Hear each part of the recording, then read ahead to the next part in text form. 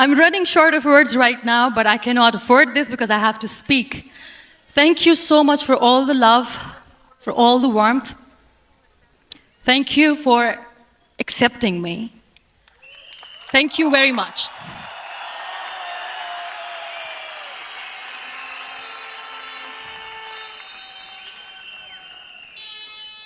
Well, I always start my talk with a disclaimer. And that disclaimer is that I've never claimed to be a motivational speaker. Yes, I do speak, but I feel more like a storyteller because wherever I go, I share a story with everyone. Well, it is a story of a woman whose perfectly imperfect life made her who and what she is today. It's the story of a woman who, in pursuit of her dreams and aspirations, made other people realize that if you think that your life is hard and you're giving up on that because you think your life is unfair, think again. Because when you think that way, you are being unfair to your own self. It's the story of a woman who made people realize that sometimes problems are not too big. We are too small because we cannot handle them.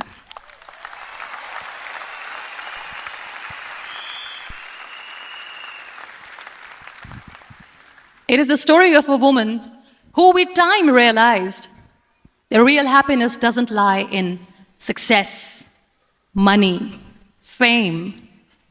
It lies within. Real happiness lies in gratitude. So I am here and I'm going to share the story of that woman. That is my story. The story of gratitude.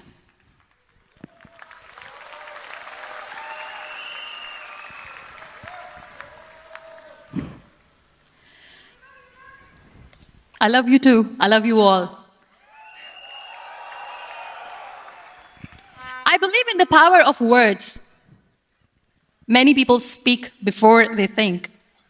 But I know the value of words. The words can make you, break you, they can heal your soul, they can damage you forever. So I always try to use the positive words in my life wherever I go. They call it adversity, I call it opportunity. They call it weakness, I call it strength. They call me disabled, I call myself differently abled. They see my disability.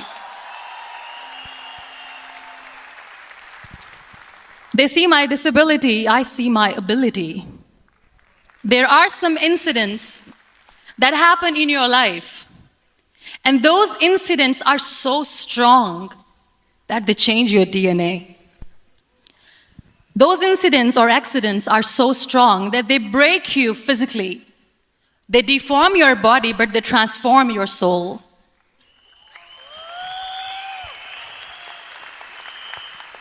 Those incidents break you, deform you, but they mold you into the best version of you. And the same thing happened to me. And I'm going to share what exactly happened to me. I was 18 years old when I got married. And this thing I'm sharing for the very first time on an international level. I was 18 years old when I got married. I belonged to a very conservative family, a Baloch family, where good daughters never say no to their parents. My father wanted me to get married. And all I said was, if that makes you happy, I'll say yes. And of course, it was never a happy marriage. Just about after 2 years of getting married, about 9 years ago, I met a car accident. Somehow my husband fell asleep and the car fell in the ditch. He managed to jump out, saved himself. I'm happy for him. But I stayed inside the car and I sustained a lot of injuries. The list is a bit long. Don't get scared. I'm perfectly fine now. Radius ulna of my right arm were fractured. The wrist was fractured. Shoulder bone and collarbone were fractured. My whole rib cage got fractured. And because of the rib cage injury, lungs and liver were badly injured. I couldn't breathe. I lost urinary bowel control. That's why I have to wear the bag wherever I go. But that injury that changed me and my life completely as a person and my perception towards living my life was the spine injury. 3 vertebrae of my backbone were completely crushed, and I got paralyzed for the rest of my life. So this accident took place in a far-flung area in the outskirts of a very small province, Balochistan, where there was no first aid, no hospital, no ambulance. I was in the middle of nowhere in that toppled car. Many people came to rescue. They gave me CPR. They dragged me out of the car. And while they were dragging me out, I got the complete transection of my spinal cord. And now there was this debate going on. Should we keep it here? She's going to die. Where should we go? There is no ambulance. There was this 4-wheeler Jeep standing in the corner of the street. They said, put her in the back of the Jeep and take her to the hospital, which is 3 hours away from this place. And I still remember that bumpy ride. I was all broken. They threw me at the back of the Jeep and they rushed me to the hospital. That is where I realized that my half body was fractured and half was paralyzed. I finally ended up in a hospital where I stayed for 2.5 months. I underwent multiple surgeries. Doctors have put a lot of titanium in my arm. There's a lot of titanium at my back to fix my back. That's why people in Pakistan call me the Iron Lady of Pakistan.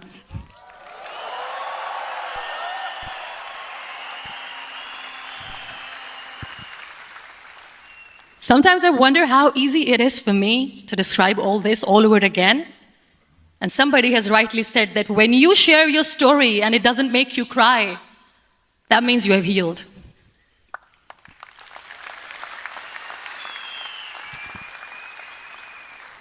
Those 2.5 months in the hospital were dreadful. I will not make up stories just to inspire you. I was at the verge of despair. One day, doctor came to me and he said, well, I heard that you wanted to be an artist, but you ended up being a housewife. I have a bad news for you. You won't be able to paint again because your wrist and your arm are so deformed, you won't be able to hold a pen again. And I stayed quiet. Next day, doctor came to me and said, your spine injury is so bad, you won't be able to walk again. I took a deep breath and I said, it's all right. The very next day, doctor came to me and said, because of your spine injury and the fixation that you have in your back, you won't be able to give birth to a child again. That day, I was devastated. I still remember, I asked my mother, why me? And that is where I started to question my existence. Why am I even alive? What's the point of living? I cannot walk, I cannot paint, fine, I cannot be a mother. And we have this thing in our heads, being women, that we are incomplete without having children. I am going to be an incomplete woman for the rest of my life. What's the point? People are scared. They think I will get divorced. What is going to happen to me? Why me? Why am I alive? We all try to chase this tunnel. We all do this because we see light in the end of the tunnel, which keeps us going. My dear friends, in my situation, there was a tunnel that I had to roll on, but there was no light. And that is where I realized that the words have the power to heal the soul. My mother said to me, this too shall pass. God has a greater plan for you. I don't know what it is, but He surely has.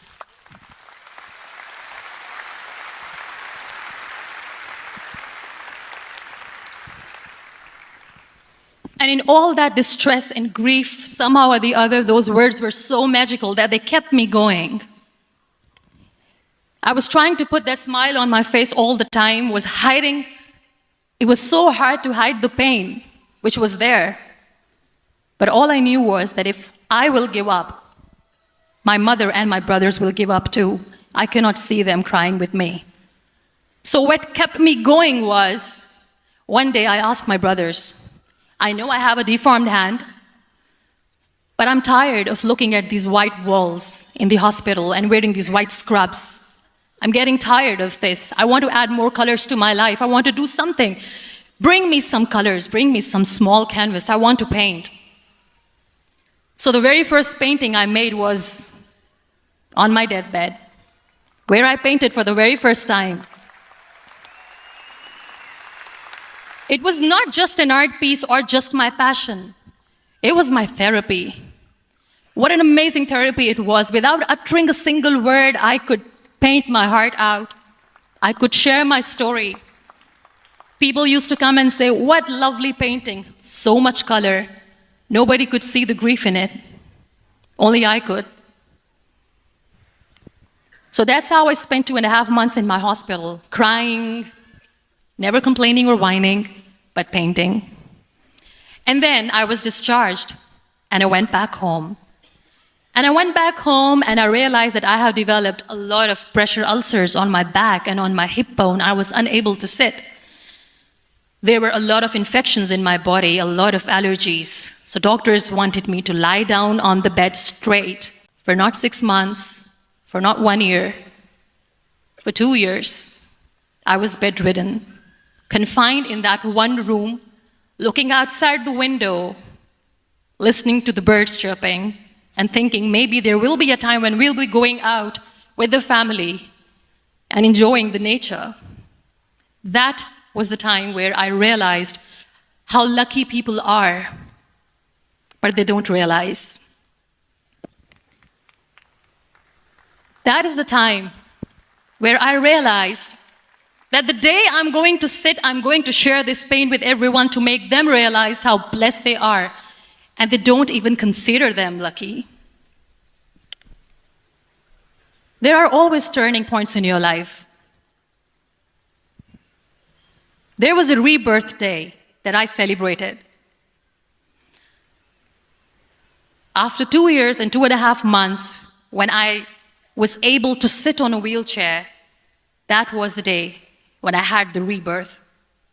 I was a completely different person. I still remember the day I sat on the wheelchair for the first time, knowing that I'm never going to leave this, knowing that I won't be able to walk for the rest of my life. I saw myself in the mirror, and I talked to myself. And I still remember what I said. I cannot wait for a miracle to come and make me walk. I cannot sit in the corner of the room crying, cribbing, and begging for mercy because nobody has time. So I have to accept myself the way I am. The sooner, the better. So I applied the lip color for the first time.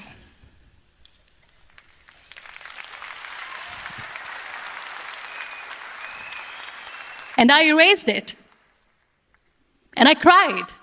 And I said, what am I doing? A person on a wheelchair should not do this. What will people say? Clean it up.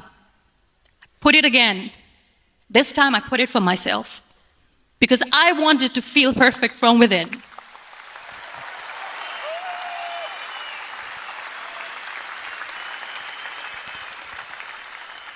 And that day I decided that I'm going to live life for myself. I am not going to be that perfect person for someone. I am just going to take this moment and I will make it perfect for myself. And you know how it all began? That day I decided that I'm going to fight my fears. We all have fears. Fear of unknown, fear of known, fear of losing people, fear of losing health, money.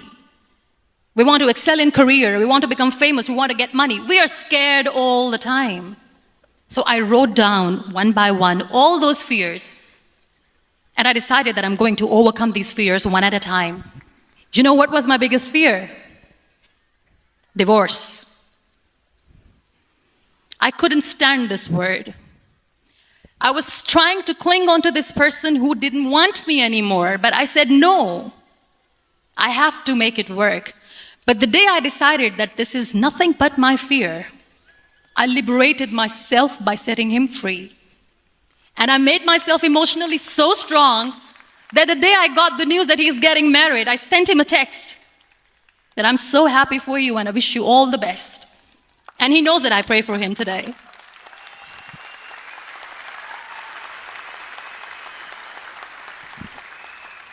My biggest fear, number 2, was I won't be able to be a mother again. And that was quite devastating for me. But then I realized there are so many children in the world, all they want is acceptance. So there is no point of crying, just go and adopt one. And that's what I did.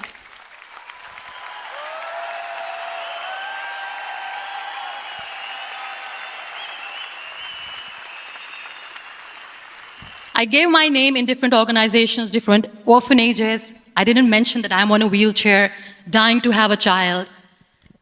So I just told them that this is Muniba Mazari and she wants to adopt a boy or girl, whatsoever, but I want to adopt a kid. And I waited patiently.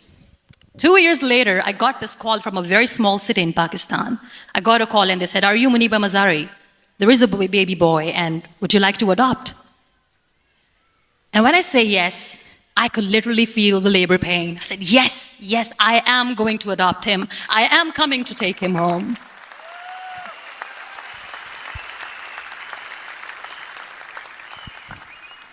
And when I reached there, the man was sitting and he was looking at me from head to toe. And in back of my head, I kept thinking that, oh my God, he is going to say she's on the wheelchair, she doesn't deserve it. How is she going to take care of him? And I looked at him and I said, do not judge me because I'm on the wheelchair. But you know what he said? He said, I know you will be the best mother of this child. You both are lucky to have each other.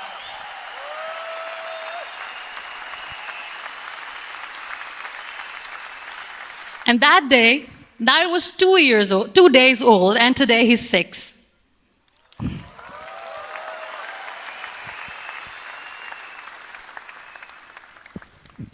You'll be surprised to know another bigger fear that I had in me. It was facing people. I used to hide myself from people. When I was on bed for 2 years, I used to keep the door closed. I used to pretend that I'm not going to meet anyone, tell them that I'm sleeping. You know why? Because I couldn't stand that sympathy that they had for me. They used to treat me like a patient. When I used to smile, they used to look at me and say that, you're smiling, are you okay? I was tired of this question being asked, are you sick? Well, a lady yesterday at the airport asked me, are you sick? And I said, well, besides the spinal cord injury, I'm fine, I guess.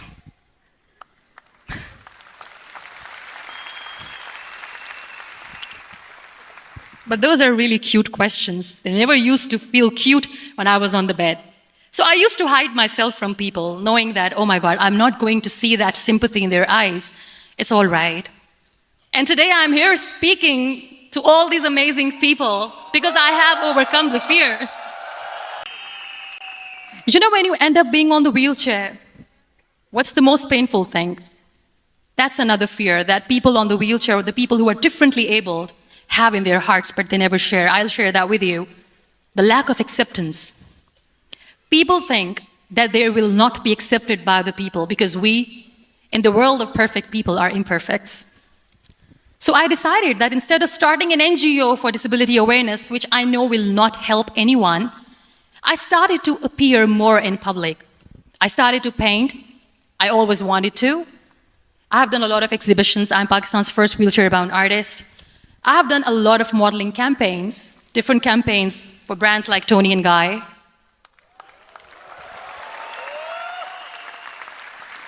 I have done some really funny, breaking the barriers kind of modeling.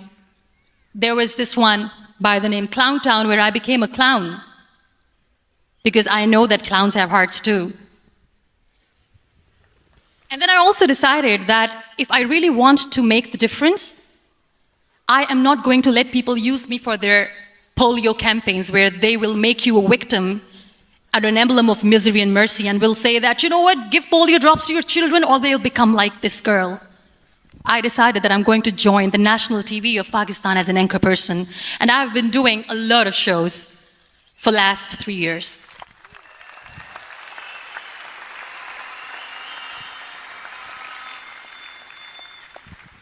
So when you accept yourself the way you are, the world recognizes you. It all starts from within. Thank you.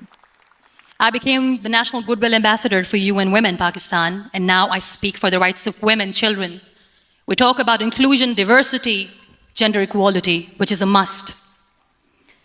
I was featured in BBC 100 Women for 2015. I'm one of the Forbes 30 under 30 for 2016. And it all didn't happen alone. You all are thriving in your careers. You have bigger dreams and aspirations in life. Always remember one thing. On the road to success, there is always we, not me. Do not think that you alone can achieve things. No. There is always another person who is standing behind you, maybe not coming on the forefront, but behind you, praying for you and supporting you. Never lose that person. Never.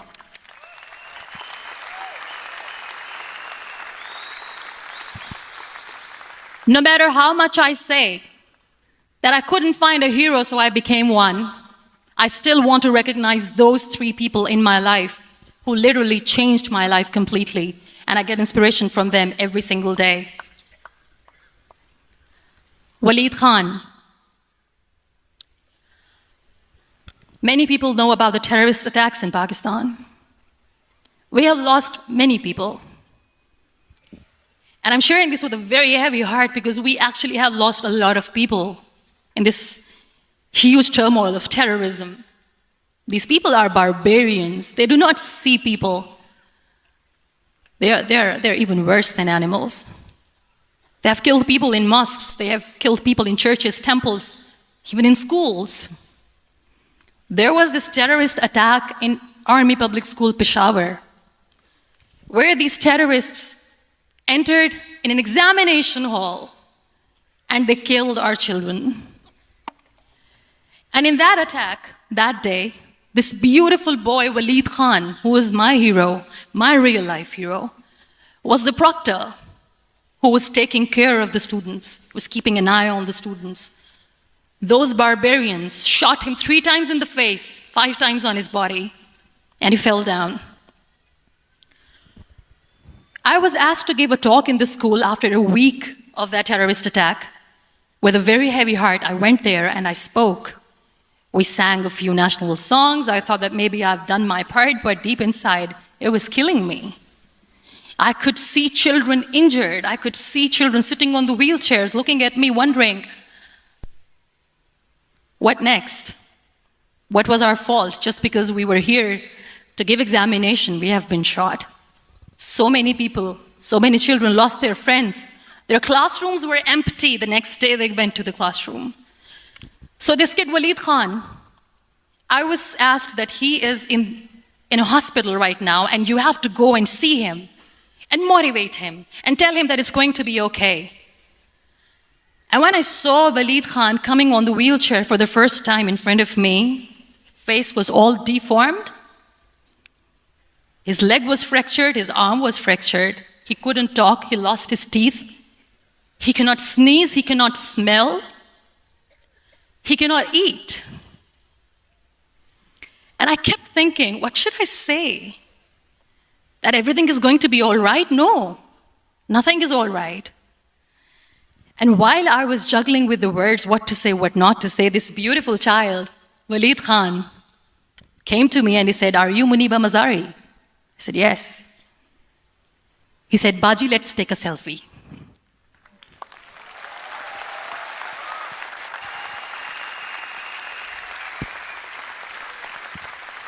And with that beautiful, toothless smile of Waleed Khan, we took that beautiful selfie that I still have with me. I don't share that here because he was in a very bad shape that time. And that is where I realized that when I was thinking too much about his deformities, he's happy with himself. He doesn't even care. Because today he goes in the same school, and when somebody asks him that what happened to your face, why so many scars, you know what he says? "These scars are my medals and I wear them with pride."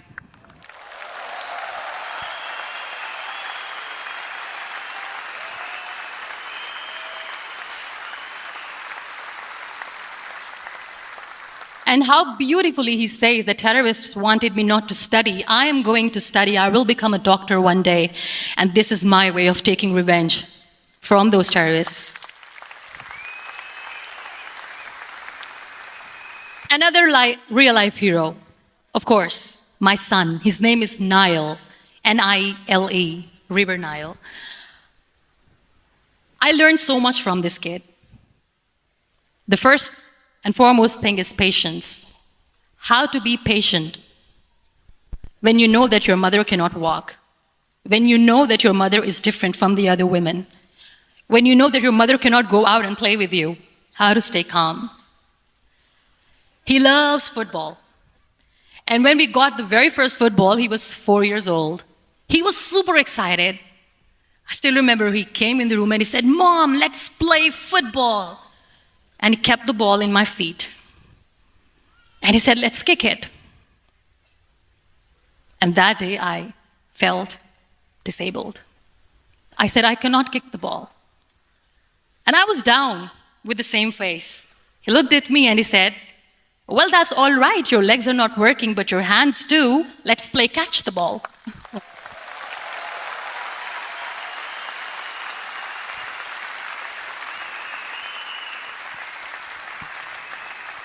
You know what? That day, he made me realize that when you think your glass is half empty, come on, your glass is half full. It's all in here and here. Last but not least, the woman who made me realize that heroes have no gender. The woman who believed in me even when I was completely at the verge of despair, where everybody left, she was there. And every time I looked at her, without saying anything, she used to look at me and said, "This too shall pass. God has a bigger plan. And one day you will say that, oh my God, that is why God has chosen me." She never cried in front of me. She has always said that there will be haters, there will be naysayers, there will be disbelievers, and then there will be you proving them wrong. My mother.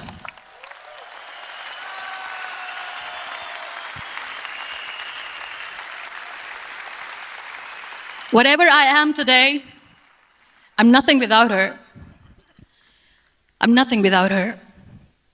Thank you, Mama. I wish you were here. Thank you for making me who I am today.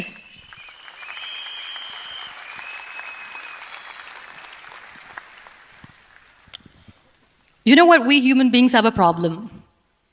Out of many problems, there is one more, and this is self-created one. We always expect ease from life. We have this amazing fantasy about life. This is how things should work. This is my plan. It should go as per my plan. If that doesn't happen, we give up. So my dear friends, let me tell you one thing. I never wanted to be on the wheelchair. Never thought of being on the wheelchair. I was always aspiring to do bigger things, but had no idea that for that I have to pay the price to be where I am today. It's a very heavy price. This life is a test and a trial, and tests are trials are never supposed to be easy. So when you are expecting ease from life, and life gives you lemons, then you make the lemonade, and then do not blame life for that, because you were expecting ease from a trial. Trials make you a stronger, better person. Life is a trial, and with time you realize that.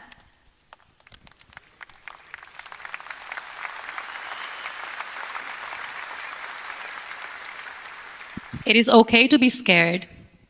It is okay to cry. Everything is okay, but giving up should not be an option. They always say that failure is not an option. Failure should be an option, because when you fail, you get up, and then you fail, and then you get up, and that keeps you going. That's how humans are strong.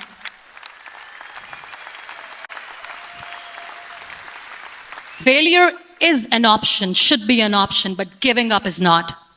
Never. We have this thing in minds. We call it perfection. We want everything perfect. We want ourselves to be perfect. There is this image in our head about everything perfect life, perfect relationships, perfect career, perfect amount of money that we need to earn no matter what. Nothing is perfect in this world. We all are perfectly imperfect, and that is perfectly all right. That's all right. We were sent here not to become the perfect people. Those people who tell you how to look perfect, even those people are imperfect. Trying to fight this fear of looking imperfect. I used to be perfect. I still remember. I got this compliment years ago when I used to walk. Oh my God, look at you. You're fair, you're tall, you're perfect. Look at me now. You're still perfect. Only the perfect eyes can see that. Only the perfect eyes will see that. Only the perfect eyes will see that. So yes, in all those imperfections, you have to listen to your heart. You don't have to look good for people. You don't have to be perfect just because other people want you to be perfect. If your soul is perfect from within, that's all right. This is all what you want. This is all what you need to be. Our society has made very weird kind of norms to look perfect and great. For men, it's different. For women, it's different. We think too much about what people say. We listen to ourselves too little. You know what makes you perfect? When you make someone smile. You know what makes you perfect? When you try to do something good for the people around you. You know what makes you perfect? When you feel someone's pain. And how beautiful pain is that it connects you with people. No other medium can connect you with others but pain. That's why I always say that I'm in pain, and that's a blessing in disguise for me. Today, just because I'm in pain and I'm on the wheelchair, I work for children. Being the head of CSR for a company, we conduct medical camps in far-flung areas of Pakistan where so many kids die because they don't have medical facilities. And I personally believe just because they cannot afford to live doesn't mean we'll let them die. So we give them money, we give them medical treatment, we try to heal their wounds, physical and emotional. And I also work for the beautiful people, we call them third gender, the transgender community of Pakistan. You know what connects me with them? All my imperfections. When I go and I hug them, they never judge me. And this very good friend of mine, her name is Bijli. Bijli means electricity. She calls herself electricity. And I said, are you electricity? She says, no, I'm lightning. I'm as strong as lightning. Because we have very bad power outage, so she doesn't want me to call her electricity. So she says, I am very strong. I'm thunder, I'm lightning. She came to me, and the first time I hugged her, she said, you are just like me. And I said, yes, I am like you. Because to people, we are so imperfect. So how beautiful these imperfections are, that because of these imperfections, you can connect with people. Then why are we all running after being perfect? What's the point?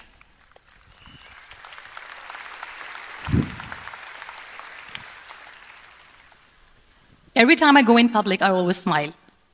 It's always a big toothy smile on my face, and people ask me, don't you get tired of smiling all the time?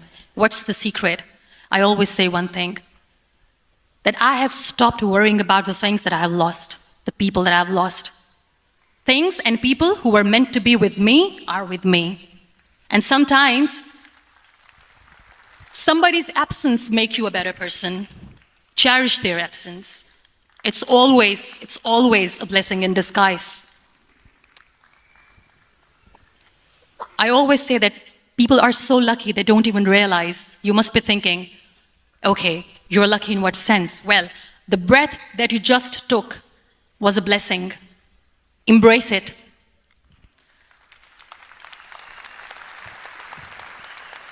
There are so many people in the world who are dreaming to live a life that you are living right now. You have no idea. Embrace each and every breath that you are taking. Celebrate your life. Live it. Don't die before your death. We all die.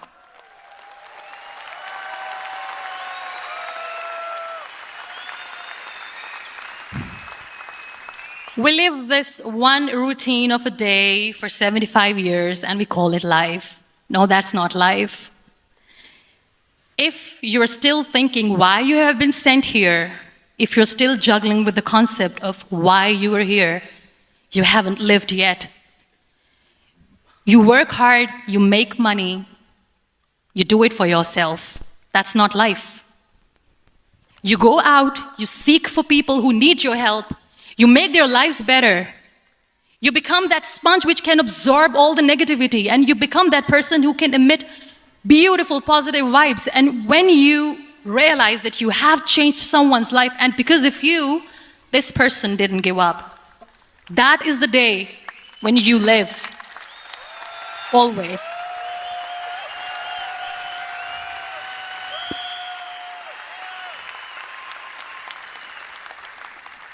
We were talking about gratitude, why I smile all the time. I cry all night when nobody sees me, because I'm a human and I have to keep the balance. And I smile all day because I know that if I will smile, I can make people smile. That keeps me going.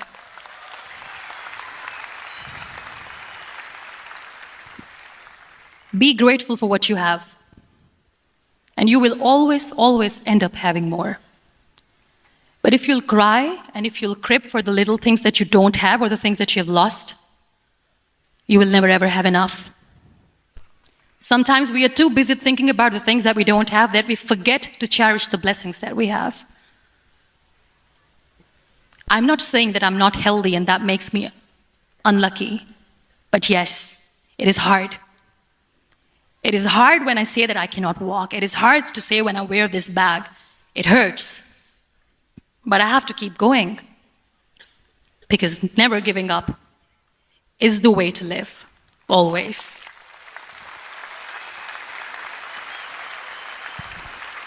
So I'll end my talk on a very short note. Live your life fully. Accept yourself the way you are. Be kind to yourself. Be kind to yourself. I'll repeat, be kind to yourself, and only then you can be kind to others. Love yourself and spread that love. Life will be hard. There will be turmoils, there will be trials, but that will only make you stronger. Never give up. The real happiness doesn't lie in money or success or fame. I have this all, I never wanted this. Real happiness lies in gratitude. So be grateful, be alive, and live every moment. Thank you so much, everyone. Thank you.